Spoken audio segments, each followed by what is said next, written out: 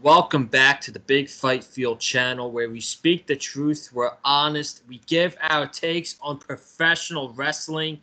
It is Thursday night, February 29th, 2024, and this is your AEW Revolution 2024 predictions. We got 9 matches on the card for Sunday, and here to help me break it down tonight, he is a very good friend of mine. He's been on the Big Fight Field channel for 3 years now. I remember him and Wes coming on the Big Fight Field channel right before AEW Revolution 2021. It's been 3 years since they've been on the channel. Cameron Johnson, and he's also going to be at the Greensboro Coliseum on Sunday night. So he's going to be able to give us a point of view of the show in person. Cam, how are you doing tonight, man? I'm doing great, man. I'm doing great, man. It's always, I always love being on the Big Fight Field, man. I'm doing great, man. AEW Revolution this Sunday, my first ever AEW pay-per-view, man. And this is the first pay-per-view I've been to since 20. I went to Vengeance Day last year, but I don't know if that counts as PLE or not. But I don't know if that counts as pay-per-view or not. But this is my first AEW pay-per-view, man. First pay-per-view show in a long time. And man, I cannot wait. This show is looking absolutely stacked, man. I cannot wait. It's looking fantastic like it always does. And the amazing thing about this card, in my opinion, is AEW has some key injuries on this shelf. As we know, MJF's been out, Adam Cole is still out with the ankle injury, Kenny Omega is out with diverticulitis. Yet AEW is still putting on a banger pay-per-view card on Sunday, and we know what this show is going to be mostly about. It's about the man behind me on my screen, the icon Sting. He has been treated like a legend. This is rare that someone goes out like this. It's going to be a celebration. It's also going to be very emotional. How are you feeling going into Sting's last match? Because, man, I don't want it to end. I don't want to see him go. But Sting's body can hold up for as long as he thinks it can. And, his body's dying down. But, man, I can't imagine how hyped you are. Like the honor of getting to see his last match. That's pretty cool, man. You can say a couple years from now, I got to see Sting's last match in person. What's your thoughts going into all of this? Man, I am very much looking forward to this, man. I am so happy I'm very much looking forward to this. I am so happy that I get to see Sting's last ever match. Hopefully, because one thing I learned from wrestling is when a wrestler says they're gonna retire, that they never retire. They never retire. That's one thing I'm learning from wrestling. But man, to be there for his potential last match ever, man, I cannot wait for it. I do not. I'm with you, man. I don't want this to end. I want this to go on forever. Because Sting has been absolutely. I want this to go on forever. Because Sting has been absolutely incredible. Sting has been sensational. And Sting has been sensational here, man. The man is 62, 63 years old, something like that. And he goes out there each week and is giving his all and is absolutely going nuts. He's absolutely going nuts. So I love Sting, man. I hate for him to come to an end like this, but here's what it is. And I grew up with Sting in TNA. I didn't know about his WCW stuff till later. I grew up with Sting in TNA. Yeah, I mean, he had some good years in TNA as well, and I wanted to bring this up as a topic of discussion. Unfortunately, our other co-host Wesley Williams couldn't join us tonight, but I had a question in my mind that I wanted to bring up. What's your favorite Sting match, either of all time or in AEW, that you've watched throughout his career? I cannot remember what WCW show this was on, but this had to be either 92 or 93. I don't remember the show, but it was Sting and Vader in a White Castle of Fear strap match. That to me is the best strap match ever in wrestling history. That match itself was incredible. If you have Peacock, Watch, go back if you have Peacock, go to if you have Peacock, watch Sting and Vader watch anything Sting and Vader related. Anything Sting and Vader related, in particular from 92 to 93, is must watch television. That is must watch television. Sting and Vader had great chemistry together. Vader, this was peak Vader. This was peak best big man of all time Vader. This was at his peak. Sting and Vader had some great fucking matches, man. So watch that back. And AEW of all time, and favorite AEW match of all time. Uh, golly, I was trying to remember. Golly, I was trying to remember which show it was, but it was a Dynamite. I want to say it was a Dynamite. It was Sting. I want to say it was Dynamite. It was. I want to say it was Dynamite. It was Sting and the Hardys against. I don't remember against who, but it was Sting and the Hardys, and that match was insane. I think that's the match where Hardy did the. That's the match where Hardy did the Swanton through the merch table. That's where Sting. That's the match where Sting did the Swanton. Where Hardy did the Swanton through the merch table. And Sting did a balcony dive, I think. So I remember that match being a lot of chaos. That was a lot of fun. So that's probably my favorite one there. I don't remember the match, but it was where Sting teamed up with the Hardys. That's probably my favorite one. See, I think my match has a lot of relation. I think I know what you're talking about. It was right around when Jeff Hardy made his return to AEW, and Matt Hardy was a heel, and he had just got turned on by his group.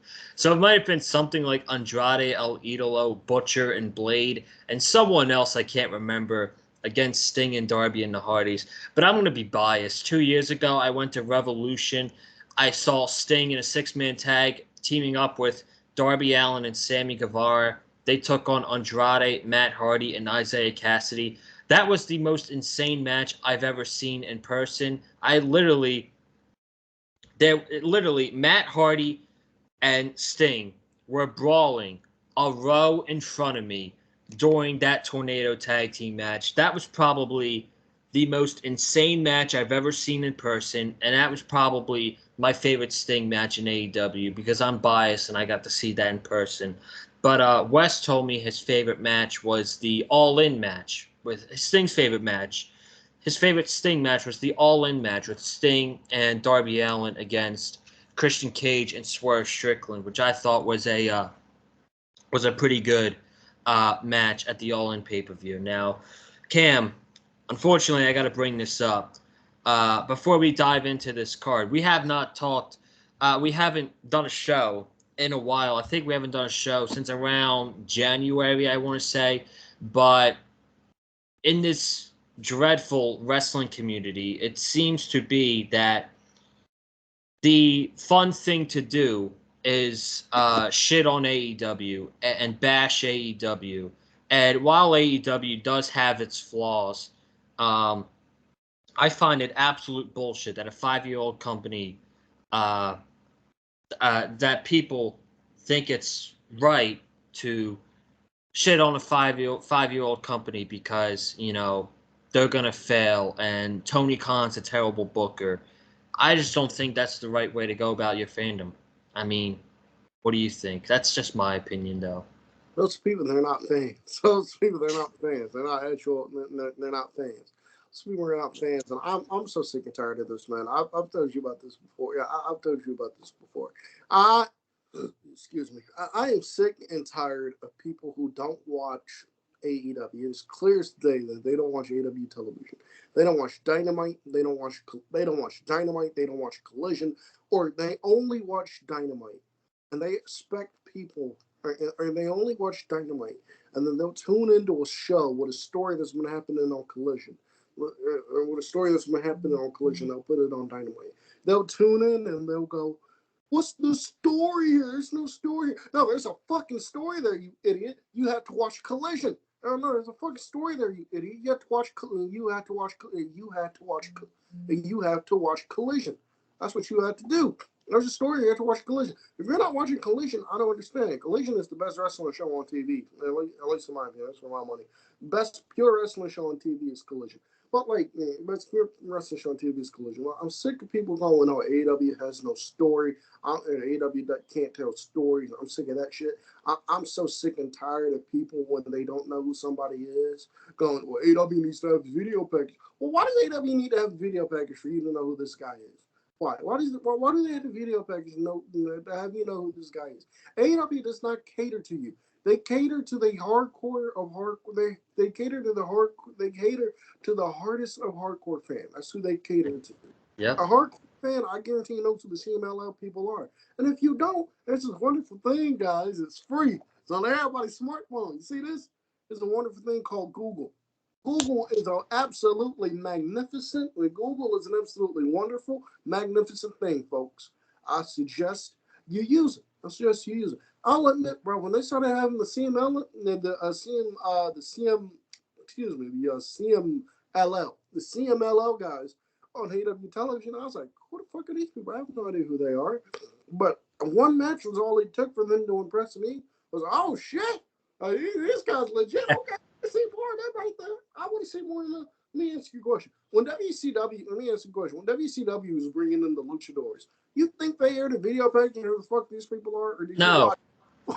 or did you watch him and go, oh shit, or did you watch him and go, ah shit, I like that dude right there. Ah shit, who that dude Rey Mysterio right there? Oh my god, bro, did you see what Rey Mysterio did, bro? Did you see it? He did some shit I never seen before, bro. And I never seen this little dude, bro. Why the hell Bischoff picked up this dude, bro? He just threw him on Dynamite one day and said, go out there.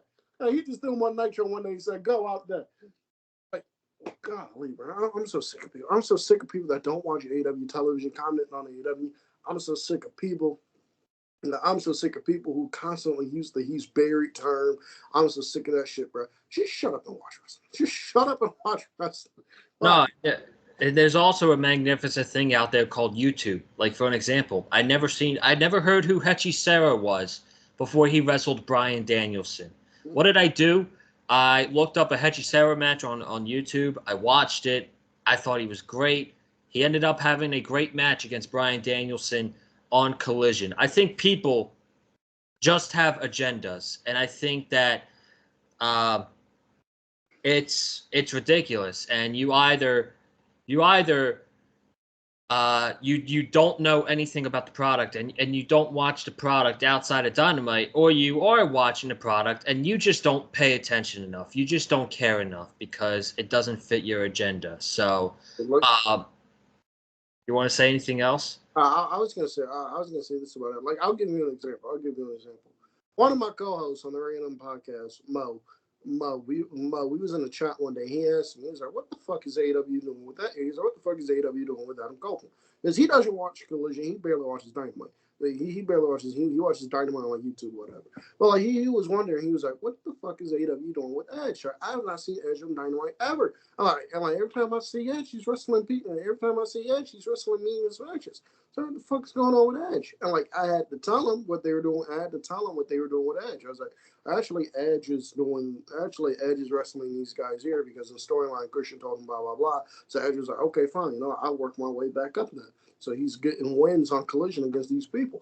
So I explained it to him, and he was like, oh, you know what? That makes sense. He's like, you know what? That makes sense. I actually really like that. That's what he's doing down there. But if you don't know, ask. If you don't know, ask. Also, if you don't know, don't comment on shit you don't watch. I don't follow New Japan like that. I'm a casual New Japan fan. Now, I'm a casual New Japan viewer. I watch the big shows and that's it. But when I want to know what the fuck is going on with New Japan, ain't nothing the hell happening. I have people who watch New Japan religiously who I can ask and they'll tell me. And I go, oh, okay, so that makes sense.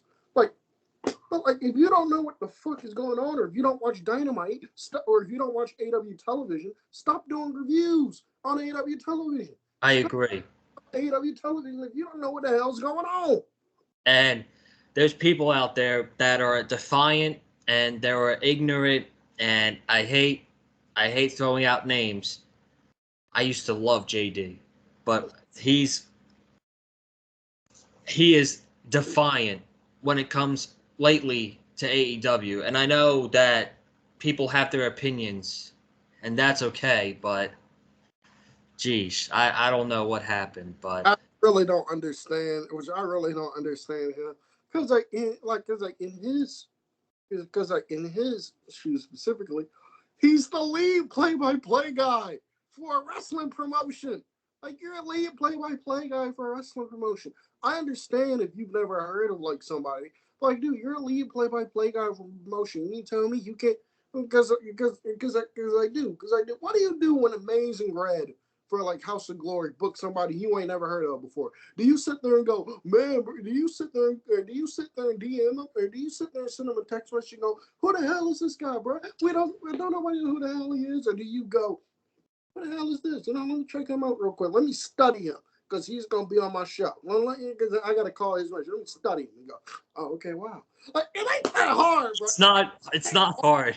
God, bro. It's not that hard, man. You just have to be more committed, and these people aren't committed, and these people don't care enough. So that's our rant about the wrestling community, and enough about them and the people that are very ignorant about AEW. Is it the same it was 3 years ago? Absolutely not. But do I think it's a very good product still? I love AEW. I still think it's a very good product at the end of the day.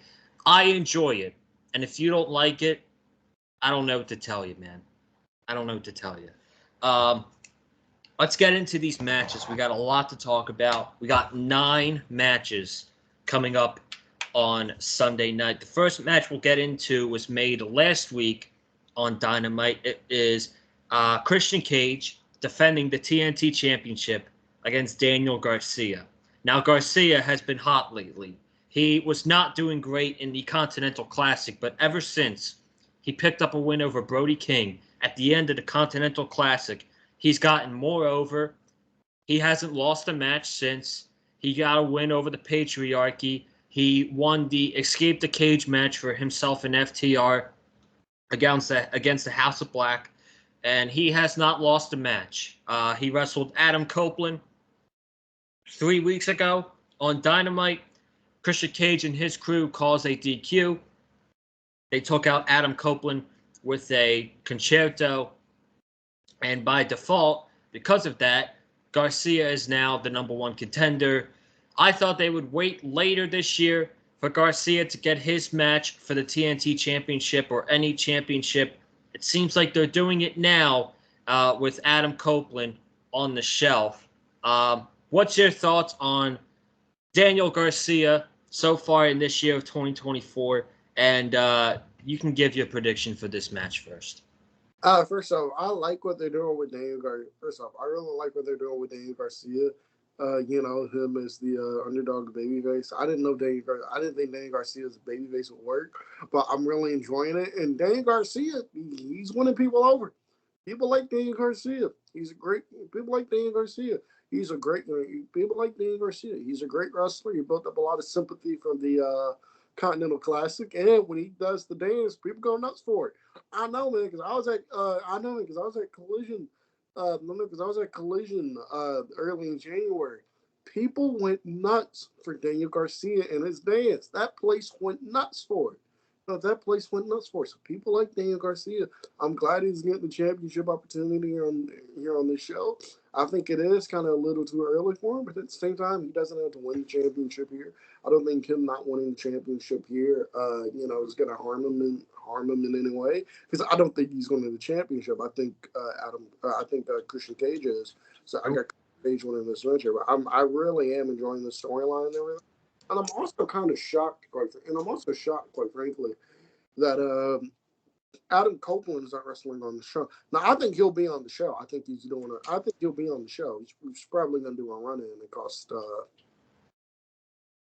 He's probably going to do a run in.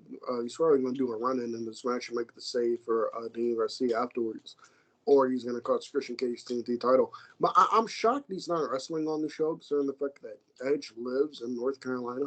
Like, he lives in Asheboro. I don't know how many people realize that. So yeah. I am shocked by that. But I got Christian Cage winning this match here. And before we talked about the matches, you talked about Collision, and Collision is your favorite wrestling show, right? Favorite wrestling, the best wrestling show of the week. My favorite wrestling show of the week. I hate that I can't watch it as much as I like because I have to work on Saturdays because people like to book events on Saturdays. Why do y'all like to book events on Saturdays? Why do people like to book events on Saturdays that go all damn day? They start at 4, and I look at the run sheet, and the shit ends at like 10:30, 11 o'clock. And I just throw my hands up in there and go, why? But so I hate that shit. But I hate that shit. But Collision, in my opinion, is the best wrestling show of the week. If you want pure wrestling, or if you are a pure wrestling fan, you should be watching Collision because Collision is the best wrestling show of the week. And yes, it's better than Raw. And yes, it's better than Raw because I would much rather watch wrestling than watch a 15-minute match here, then two backstage segments, and then two backstage segments, and entrance another backstage segment. Then we get the match. I'd much rather watch Collision. So yes, Collision is the best wrestling show of the week.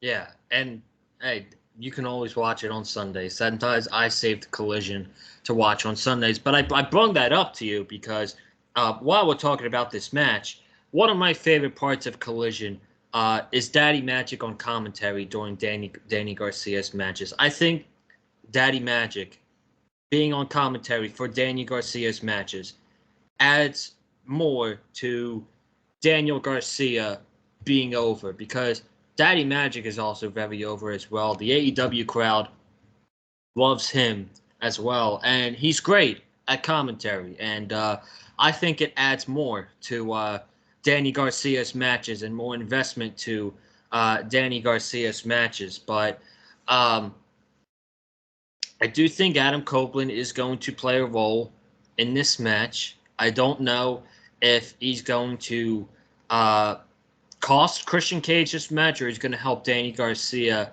after this match. But we are going to get a third match between Adam Copeland and Christian Cage, and Adam Copeland has already won the TNT Championship. Even though he was the TNT champion for 5 minutes, he still won the TNT Championship. And Christian Cage, he's been around that championship for almost a year now. June will be a year since he's been walking around basically, whether it be Luchasaurus or himself, with that TNT Championship. So, for that third and final match, who said that needs to be for the TNT Championship? I don't think their third and final match needs to be for the TNT Championship. That's why I'm going to take Daniel Garcia to win the TNT Championship. And as I know it's early in the year for him to get his moment, but hey, sometimes plans change. And I think Danny Garcia gets his moment on Sunday night. So I'm going to take Daniel Garcia to win this match. And he's going to be the new TNT champion. And Greensboro is going to go nuts for it because Daniel Garcia is very over right now. I'll be in the crowd doing my Daniel Garcia dance. I will be in there hitting that thing, boy. I'm telling you, I was hitting that thing when I was hitting that thing at Collision. I tell you, I was hitting that thing. FTR came out. I was like, hey, hold on. I didn't know it all because I was on camera. But I was hitting that thing, boy. I tell you, I went to the club. I went to the club later that night. I was hitting that thing there too, boy. I was hitting that thing. I was hitting that thing right there, boy. I had somebody walk up to me like, hey, man, what you doing? I'm like, man, I'm doing that Daniel Garcia, man. I was like, you gotta watch, man. You gotta watch. I was doing that Daniel. Man, I'm telling you. I'm kidding. But put your hands up and start dancing. Oh, boy. All right, so I'm taking Garcia. And Wes, he texted his predictions in as well. He's taking Christian Cage. So he's got Christian Cage for this match. FTR versus Jon Moxley and Claudio Castagnoli. This is match 2. I don't know about you, but I don't like the fact that we've been getting FTR, Moxley, Claudio matches for 3 weeks in a row now. Dax wrestled Moxley. They wrestled each other 2 weeks ago. Last night, they wrestled each other in a very long 6-man tag. It kind of ruins the excitement for this match because we've already seen these teams in the ring with each other 3 different times. I'm sure the match is going to be great, but it doesn't have the same excitement for me as to when it was first announced. And I still think the match would be great, but I don't know. I'm just having trouble getting excited for it. But I don't think this feud's over, so I'm going to take Moxley and Claudio for the win. What do you got? I got the BCC here. I got FTR for the win. They're in North Carolina. They're in FTR country. I got FTR picking up the win. AEW Women's Championship. Deonna Purrazzo against Toni Storm. Now, before we say her name right. Say her name right. Is what? Timeless Toni Storm. There you go. Timeless Toni Storm defending the championship. Now, I got a lot to say about this before we get into this match. I was actually really enjoying the build for this match until a couple weeks ago. And it started to decline and it started to get worse. And they actually told a good story with the whole tattoo thing and living in the same apartment as each other. They were telling a good story. But then they had back-to-back matches on Collision that couple weeks ago, I think it was. And I think it was that same night, Toni Storm laid out Deonna Purrazzo with the ankle lock. But then last week happened, and it was an absolute shit show. Toni Storm wrestled a local jobber. Why Toni Storm's wrestling a jobber as the women's champion, I don't know. And then the match between Deonna Purrazzo and Madison Rayne was the worst wrestling match I've watched this year so far. Okay. That match was terrible. And I still can't believe that they called the move of the night when Madison Rayne got dumped on her head. What an atrocity that was. But I'm going to give the floor to you first. What's your thoughts on this feud overall, man? Do you have the same feeling as me? And who is going to win and why? I'm not mad at you feeling that way. I was enjoying this feud at first, but now it's kind of just. Yeah, I mean, they did too much. They did too much. They did too much. They did too much with this, but I was enjoying this feud at first. Toni Storm continues to be the best thing about the AEW Women's Division. She's absolutely fantastic. Her character work this year has been absolutely phenomenal. And Deonna Purrazzo, I'm shocked that they went to Deonna Purrazzo this early, and I'll tell you why. I understand that the story is that Thunder Rosa kind of has to work her way back up. I understand the story they want to tell with her. But Thunder Rosa, last time we saw her, she was the AEW Women's Champion. She had to vacate that thing. She never lost it. So I would have much rather just preferred Toni. So I would much rather perform the Toni Storm Thunder Rosa match here, and you do something else for Deonna. Yeah, you do something else for Deonna Purrazzo here. And you do something else for Deonna Purrazzo here. You kind of build Deonna Purrazzo up for it. But so I'm shocked that they're doing it this way, but it is what it is. But, it is what it is. And I am looking forward to this match here. This match itself is going to be excellent because Toni Storm and Deonna Purrazzo are two very good professional wrestlers. So this match is going to be excellent. Who do you got winning? I got Toni Storm retaining the AEW Championship here. Toni Storm is not going anywhere. She better retain the championship here. Toni Storm is the best part about that division. Keep the best thing, keep the championship on the best part of the women's division. Toni Storm is the best part of that women's division by far. So Toni Storm out of retain here. Yeah. I'll tell you this. This is my long-term thought process, but Toni Storm should take that championship into Wembley Stadium. Just like she did last year, she should take that championship into Wembley Stadium this year. And Deonna Purrazzo, she's not winning this championship. There were three names in my mind that the only three names that have a chance to beat Toni Storm are Jamie Hayter whenever she comes back, Mariah May. They have the story right there. That story with Mariah May has potential in the future. So Jamie Hayter, Mariah May, and Mercedes. Those are the only three logical names that I think have a chance to beat Toni Storm. But I think Deonna and Toni, they have a lot of pressure on them Sunday night to deliver a really good match. Toni Storm, as great as her character has been, I don't have a memorable match that she's had as the champion.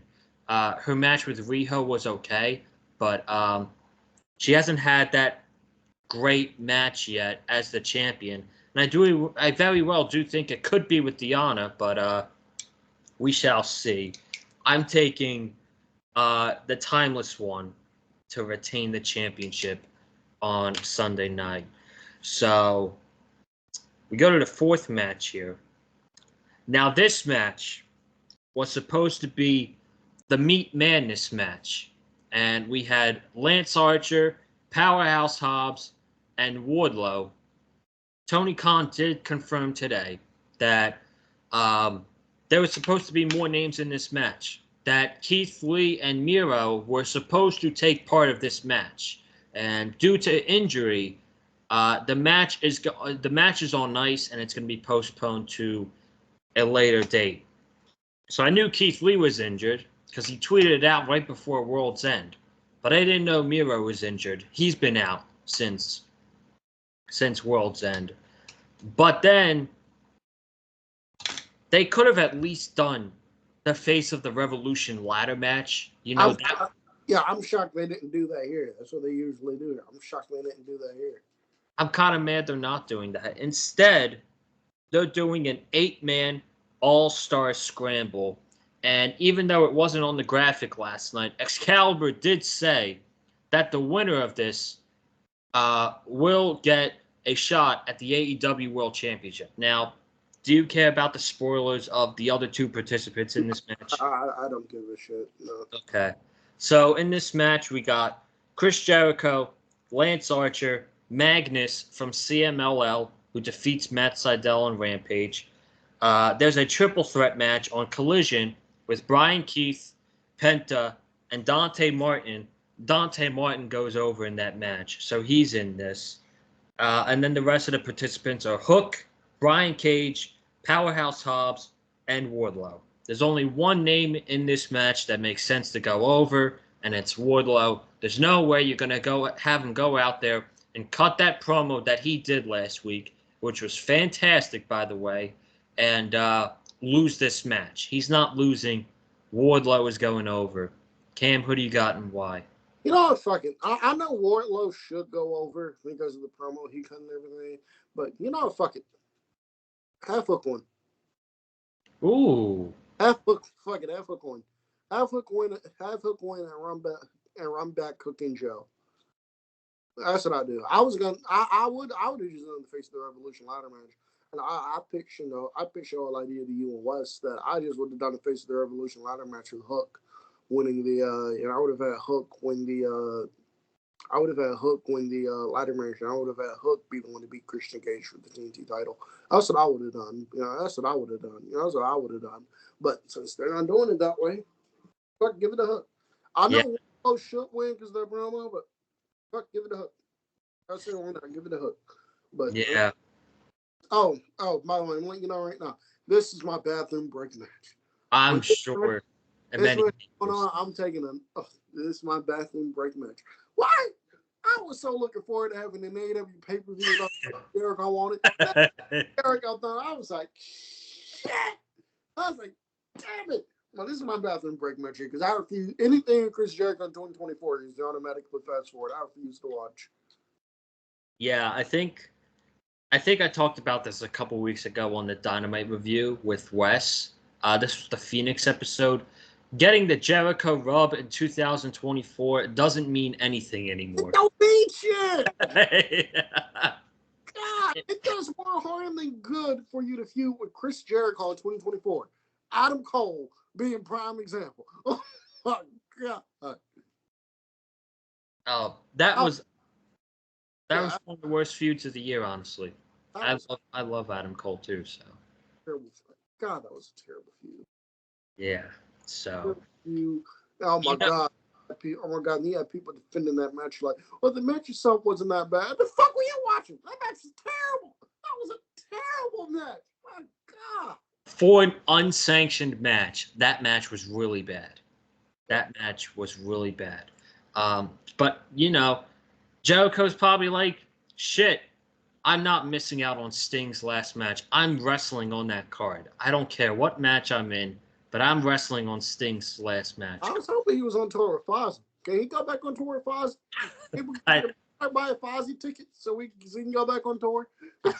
I thought he was. So I got Wardlow. You got Hook. Wes has Wardlow as well. And for the last two matches we talked about, he's got Tony Storm retaining and he's got FTR. So he's on your side with that one as well. Now we're halfway through the show. And obviously, the main theme of this show is Sting's last match. And obviously, I'm looking forward to Sting and Darby versus the Bucks the most. But behind that, the match I'm looking forward to the most on this card, and I'm sure many people are as well, is a one-on-one match between Will Ospreay and Konosuke Takeshita. I'm so excited for this match. I'm kind of jealous. You're going to see Ospreay's official AEW debut in person. I'm so excited for this match, man. What I need to get your thoughts. Bro, I cannot wait for Will Ospreay and Konosuke Takeshita. And I'll tell you, I cannot wait for this match. I cannot wait. When this match was announced, I was like, huh? Bro, when this match was announced, bro, I had a big ass smile on my face. I was like, huh? I was like, what? Because we got Ospreay Takeshita. Ah, shit, bro. I cannot wait. Bro, I cannot wait for Will Ospreay and Konosuke Takeshita, bro. This is going to be. It's gonna be matching like this has a match of the year potential right here. Oh, definitely. Takeshita has match of the year potential. My God, I cannot wait for Will Ospreay and Konosuke Takeshita. Now, I'm gonna tell you this. I made the mistake of when this match was announced. Guys, I was on Instagram when I saw this graphic. I made the mistake of going to the comment section. Uh-oh. All the people on there talking about, why is this happening? There's no story. Why is this happening? Why is this happening? Neither man can lose. Well, what's the story here? Are you kidding? Oh my God, bro. I was sitting there like, bro, you need a story for two of the best professional wrestlers in the world going at it? You need a story for that? Oh my God, man. Oh my God. Well, man, I cannot wait for Will Ospreay and Konosuke Takeshita. It's going to be match of the year right here. This has year potential written all over it. You know what? I'm going to back that up because I talked about it last night on my Dynamite review. I'm like, for the people that are complaining about that there's no story between Ospreay and Takeshita, you know what the story is? Ospreay is the best wrestler in the world. Takeshita is one of the best young wrestlers in the world. You're going to get the match of the year. You're going to get a wrestling classic for probably 20-plus minutes. That's the story. That is the story. Two of the best wrestlers in the world going up against each other. Now, make it be clear. I think this is one of the more predictable matches on the show. As much of a hot streak as Takeshita has been on this year so far, he's not winning this match. Ospreay, for sure, should go over. That's a guarantee. Ospreay is going to go over. This is probably going to be a match of the year candidate. The question is, do we think that there's going to be a turn in this match? I'm going with Ospreay. And I do think that at the end of this match, the Callis family is going to lay out Will Ospreay. And they're going to kick him out of the family. What's your prediction? Who do you got and why? I got Will Ospreay winning with Ospreay getting kicked out of the Don Callis family. That's what I have. I have Ospreay winning with Don Callis getting. I have Ospreay winning with Callis kicking him out of the Don Callis with Callis kicking him out with Callis kicking him out of the family. Excuse me. By the way, I'll say this: AEW, man. I saw Dynamite last night. Why is Sammy Guevara still in the Titantron for the Don? Why is Sammy Guevara still in the Titantron? Why? Update it. You had like good 3 months to update it. Update that shit. I just hope this. I just hope when Ospreay gets kicked out, I hope he's not feuding with the Callis family for too long. He is the best wrestler in that company now. He's going to be one of the biggest baby faces in AEW. He needs to be at the top of the main event scene in AEW. You want to kick him out of the family and feud with them for a couple weeks? Fine by me. But don't let this drag on for months and months and months because Ospreay is better than the Don Callis family. So that's all I got to say about that.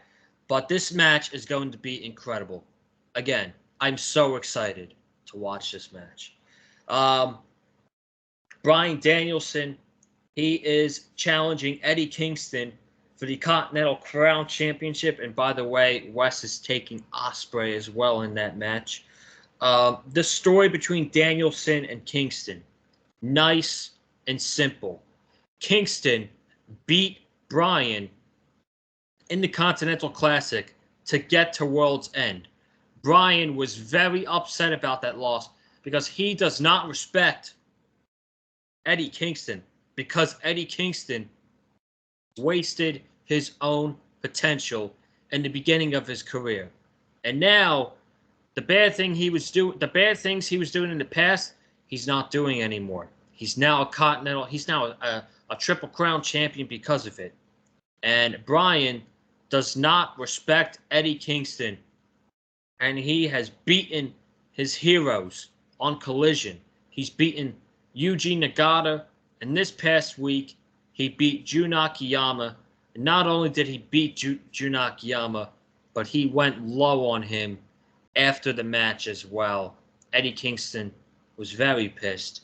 And the stipulation of this match is Eddie Kingston, if he wins, Bryan Danielson has to shake his hand.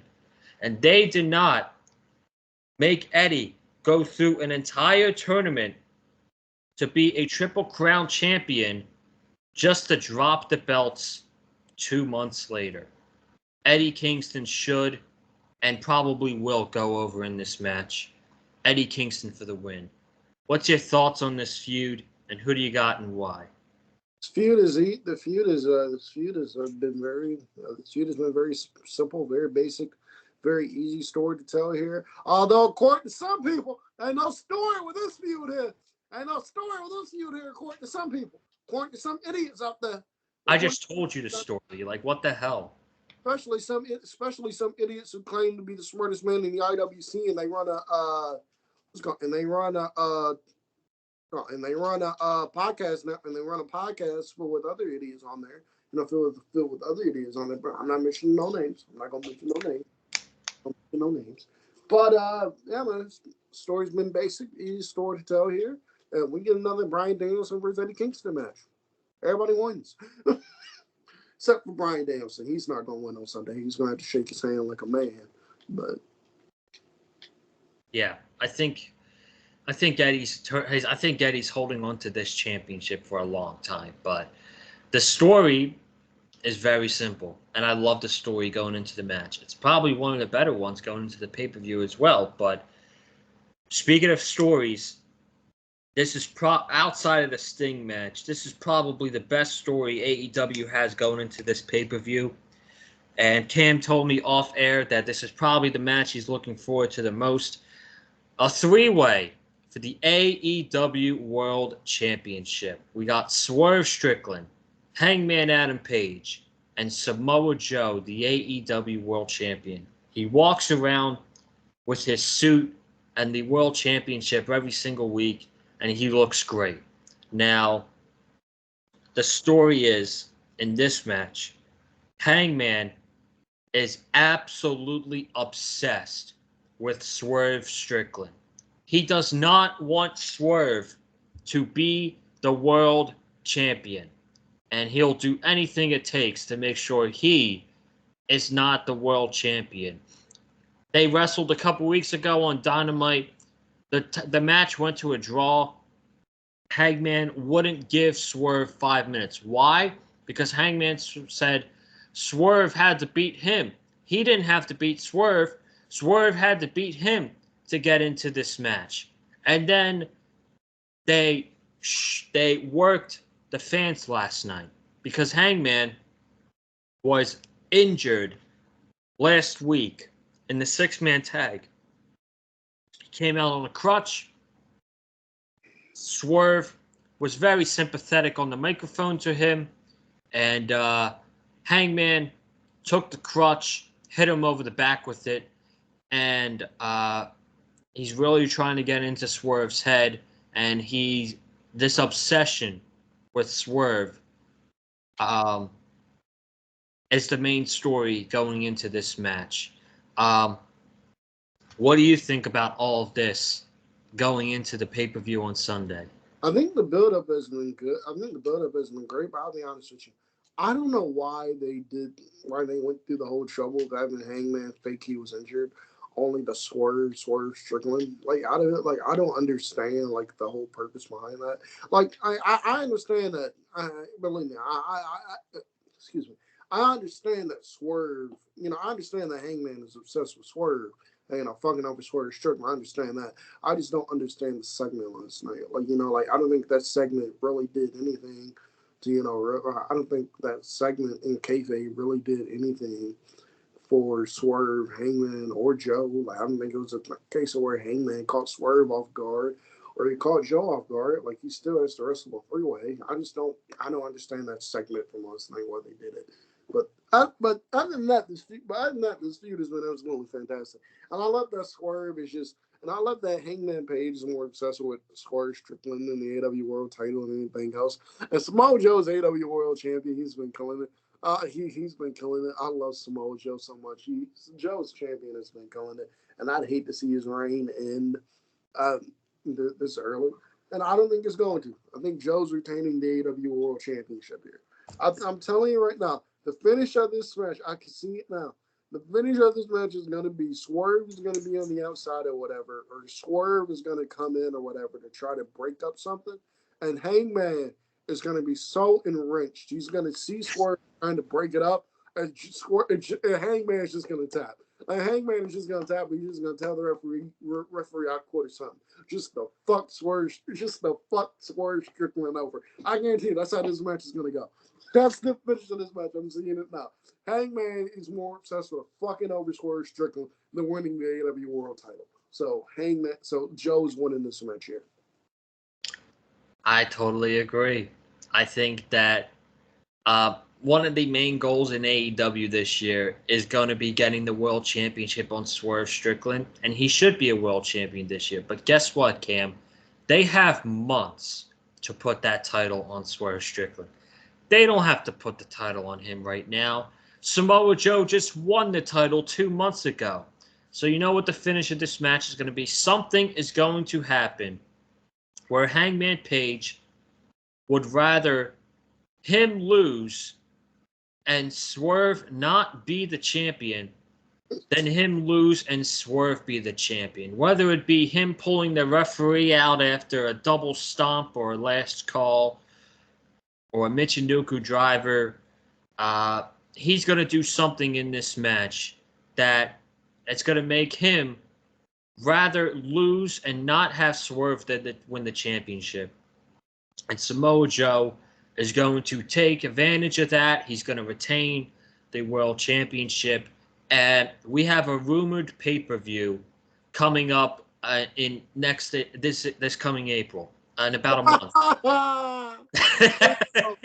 AEW, man, I'm going broke, bro. AEW, bro. Y'all, AEW and DPW, bro. Y'all making me go broke, bro. Y'all making me go broke. Chill out on it.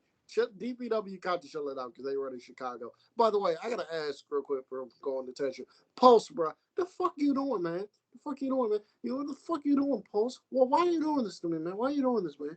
You booked the first. Why are you doing this to me, man? You booked Mustafa Ali's first appearance, and you got him going up against. I forgot. Yeah, you got him going up against I think Speedball. And you doing the maximum male models against the Motor City Machine Guns. It's no, you can't do that shit in Durham. You doing that shit in Chicago? The hell, man! I thought we were cool, Post. The hell. I can't believe they had the maximum male models wrestling the Motor City Machine Guns. That's crazy. That is crazy. But I mean, yeah, there's a rumored pay-per-view coming up in April. So I think, and at that pay-per-view, Samoa Joe, he's going to do his thing with Wardlow because clearly Wardlow wants a shot at the World Championship, and his way of getting there is going to be that scramble. And then Swerve, his mindset's going to be now, to get to that World Championship, he has to finish Hangman Page. So what are they going to do? They're going to have one final match at that pay-per-view. and then Swerve will go on to Double or Nothing and win the World Championship. That is when he is going to win the AEW World Championship. I'm taking Samoa Joe in that match, and Wes is also taking Samoa Joe as well. And we move on, and this match is Roderick Strong and Orange Cassidy for the International Championship. And unfortunately, I don't really care. I know they're going to have a good match. They're both great, but my God, does Roderick Strong need to win this match for the sake of the Undisputed Kingdom? And I understand. They're in handcuffs right now because Adam Cole and MJF are both injured, but they need something for this group. And hopefully Roddy winning the International Championship is that, but for the sake of the group, Roderick Strong needs to win that championship. And Orange Cassidy needs to be away from that International Championship. Roddy Strong wins. Cam, who do you got winning and why? Roderick Strong is winning the International Championship here. Roderick Strong. That's all I gotta say about it. Roderick Strong. And then our main event. At least what should be the main event. The AEW Tag Team Championships Tornado Tag Team match. Sting's last match. It is Sting and Darby Allin going up against your EVPs, Nicholas and Matthew Jackson. Say it right. We don't get. Say it right, so we don't get fined. We're gonna get a $500 fine here. I'm broke. I'm broke. I ain't got $500 right now. So I ain't got $500 right now. So I'll tell you what, man. If you're in Greensboro during the day before the pay-per-view and you run into those two, you better call them Nicholas and Matthew. I don't want to hear stories that you call them Nick and Matt and they're like, oh shit, we're gonna find Cameron Johnson, a dedicated AEW fan, but we're gonna find him $500, $1,000. I don't want to hear that shit. They're probably gonna find me when they see me wearing the Darby shirt. They would do something like that. Apparently Eddie Kingston's violating the dress code now. They're gonna have to change the dress code, dude. I love their gimmick so much. They're gonna get this over. They are already getting this over, and I wanted to talk about this in the beginning, but I think that Tony Khan and AEW is gonna go all out for Sting's retirement match because Tony did say in the press conference call today that Sting is the biggest legend AEW has had so far in their 5 years. Their biggest legend they've had is on their roster, at least, is Sting. And I think they're going to go absolutely all out for this pay-per-view. I think you're going to see vignettes throughout the night with Sting's greatest moments. I think Sting's family is going to be in the crowd.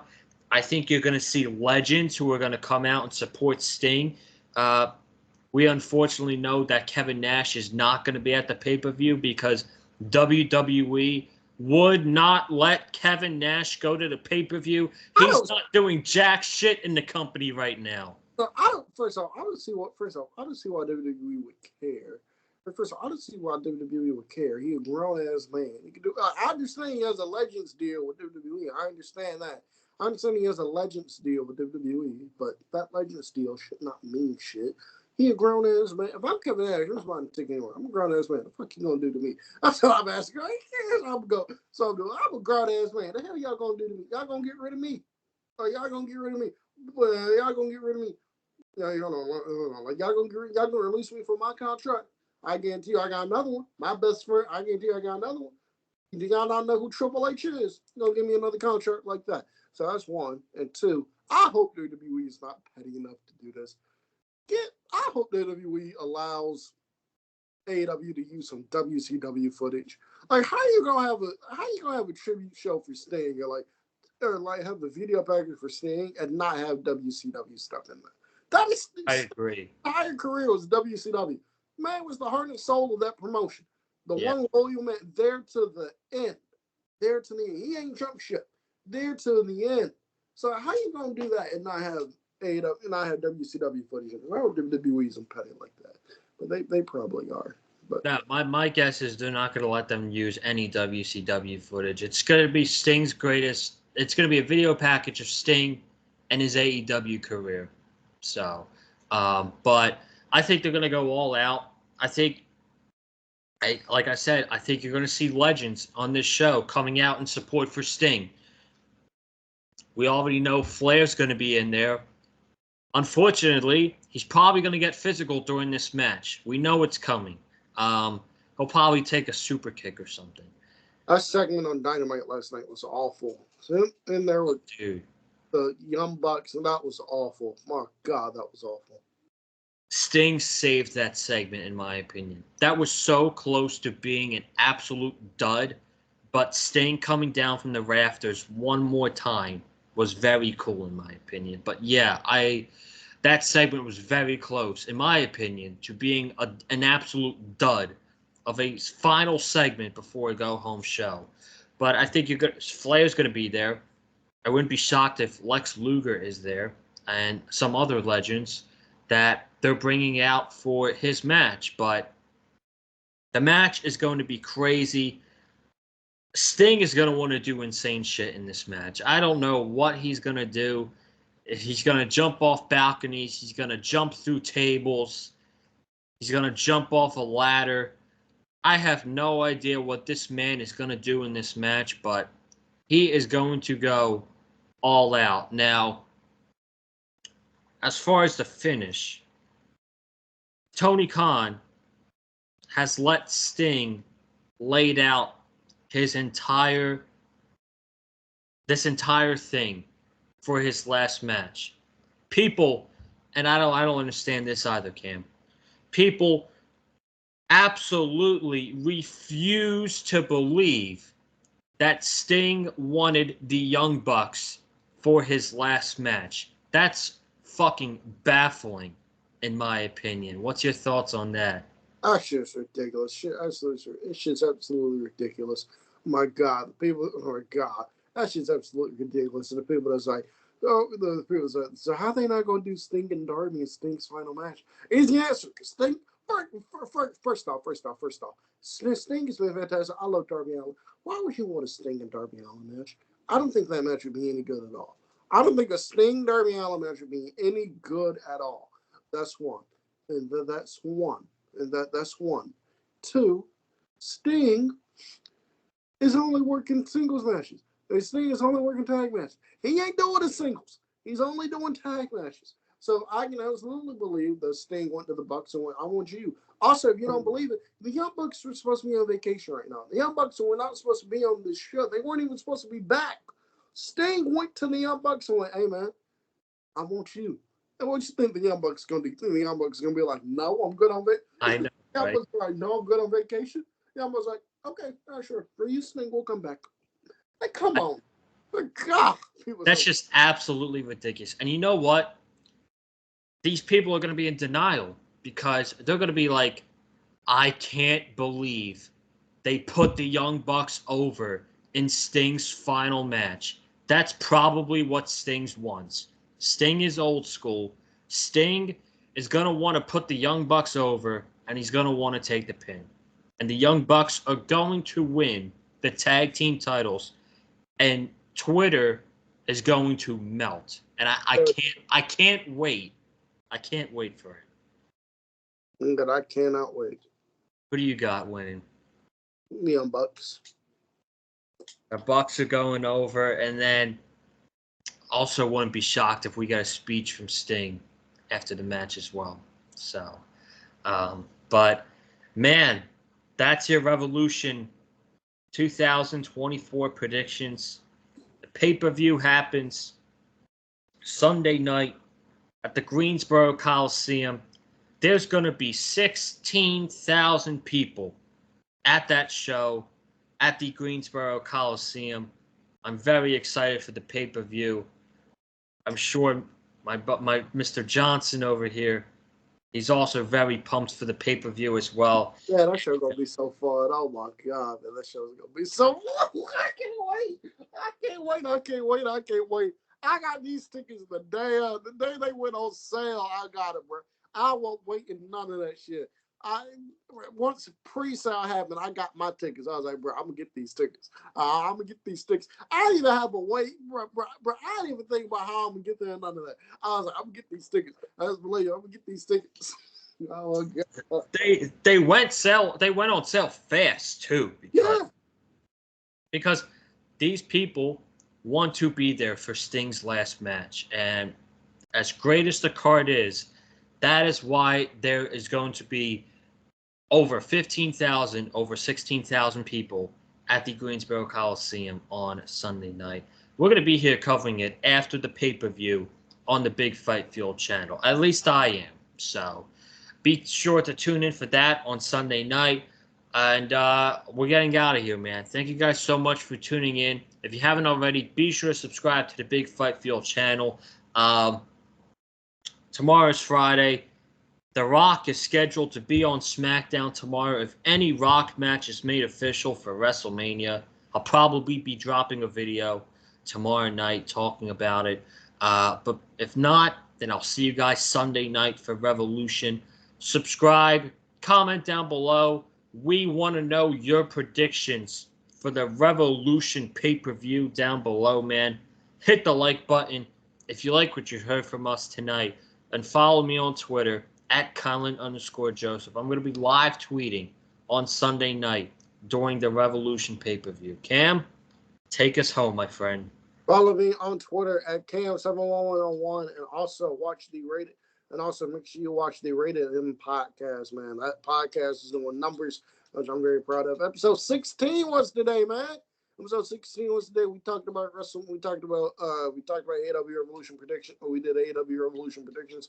We talked about what the card for WrestleMania is going to look like, and we did some trivia. And I whooped some ass in trivia because WWE trivia, I am undefeated. So I whooped some ass in AEW. So I whooped some ass in WWE trivia. If that interests you, make sure you check that out. Follow me on Twitter at Cam71101. And yeah. Oh, and just a reminder, make sure you have your chin up, your tits out, and you watch for the shoe. Anyways. Oh my God! So, and I also got to bring it up too. Shout out to everybody at the Rated M podcast. Yourself, Mo, Chris. Great podcast. I recently just subscribed. I loved it. The episode you guys had when Cody Rhodes gave his championship match to The Rock was awesome. Oh, yeah, we went off on that episode. That was awesome. We went off on that episode. We had to tell. We went off. We went off on that episode. I remember that. That was a fun episode. That was awesome. I had to bring that up. So, but shout out to everybody at that podcast. It's great. If you haven't already, if you go subscribe to that podcast, Rated M Wrestling Podcast, and we will be back. We will be back possibly tomorrow night. But I'm out of here. Cam's out of here. As usual, stay classy, enjoy the pay-per-view, and I'm out. Peace. Peace.